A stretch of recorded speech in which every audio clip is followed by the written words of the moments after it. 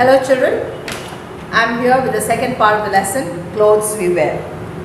Please open your books on page 159, clothes at work. Now when you go to school, you wear a uniform. You see the bus driver and bus conductor has a uniform, a khaki coat and pant. You see the nurses and doctors, they have a white overcoat. The lab technicians, then you have the X-ray technician also wearing a coat.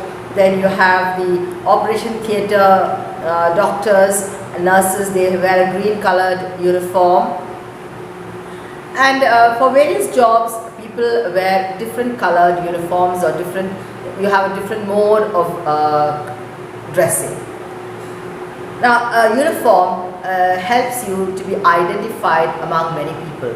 Now, when you wear your school uniform and you're walking on the road, anybody who looks at you can identify you as a student of Marcus School because of the color of your uniform. And also, you will be having, some label sort of thing on your bag or your sleeve that tells you or makes known to the other person that you belong to this and this school or this and this institution. Now let's get started on page 159. Some people wear special clothes for work.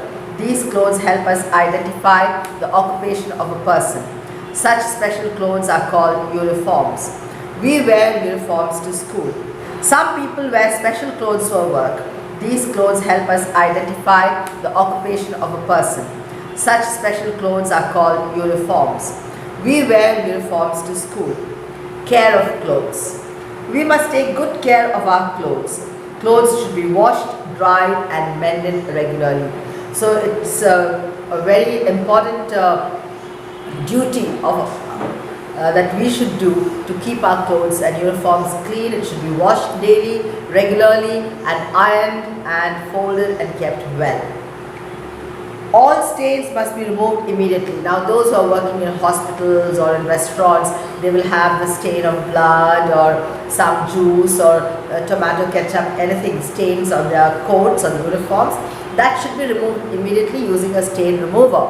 And clothes should be washed using nice detergents like Tide or Ariel or Surf. And even washing soaps like 501 bar soap can be used, which is very good in quality. Cotton clothes should be washed with soap or detergent powder, that is washing powder. Detergent powder means washing powder. Silk clothes should be washed with a mild, good quality soap or dry clean. Now silk you cannot soak in detergent, that Surf liquid or Ariel liquid for a long time because that detergent will eat up the fabric. So that you should use a very mild soap like a shampoo. You can wash it in a liquid mixed with shampoo and then dry it, but preferably silk clothes need to be dry cleaned. Clothes should be dampened before ironing, otherwise they cannot be ironed properly. That means before ironing any dress, shirt or pant, you just have to sprinkle a few drops of water on the cloth or on the dress to make it a little bit flexible, so that then ironing becomes very easy and that gets ironed also properly. The creases will be ironed off very easily and it stays ironed for a pretty long time. Insects destroy woolen and silk clothes easily. Naphthalene balls or dry neem leaves should be placed between the layers of woolen clothes when they are being packed.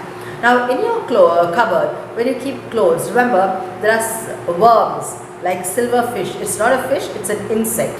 Silverfish is not a fish, it's an insect, but they are found in between clothes and books and they eat up the clothes. So in order to prevent that, in your cupboards you can just throw some naphthalene balls. They are available in the market. They are balls of naphtha, round balls called naphthalene balls. You can just throw them in the cupboard and that prevents these insects from eating the clothes. Now when you stack woolen clothes, just put some dried neem leaves in between, because this will also prevent the clothes from getting spoiled or eaten or being bitten by insects. All clothes should be kept out in the sun before packing them away. So before you pack the clothes, the good party wear clothes, into the particular boxes or in your cupboard. You have to put them out in the sun, air them very nicely, so that all the moisture that is in that dress is off. It becomes very dry, and even if there are any germs or microbes, they get killed by the rays of the sun. So it should be dried very properly and nicely before packing them away into the boxes or into the cupboards. With this, we come to the end of this chapter. For your homework today will be to stick pictures of two people wearing uniforms. It can be a student, a doctor, a nurse, a pilot, a soldier, anybody, any two type of people in uniform. Not plain clothes. It can be a student, it can be a doctor, it can be an advocate, it can be a police officer, policeman, constable, seaman, sailor, then an army soldier, air force person, any two people wearing a uniform. Thank you, children. That's all for today.